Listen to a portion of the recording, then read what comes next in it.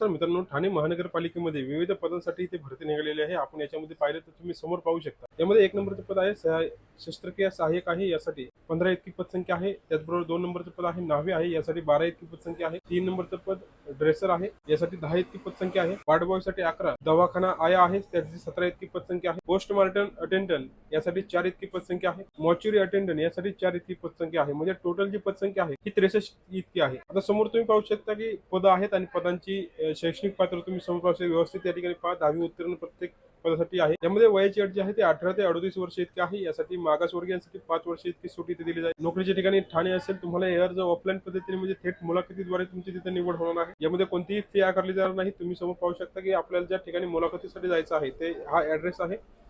यामध्ये थेट मुलाखत जी असेल ती 26 तारीख म्हणजे काल 26 तारीख झाली. त्याचबरोबर 30 सप्टेंबर रोजी सुद्धा थेट मुलाखत आहे आणि 3 आणि 4 ऑक्टोबर रोजी सुद्धा इथे मुलाखत होणार आहे. या तारखे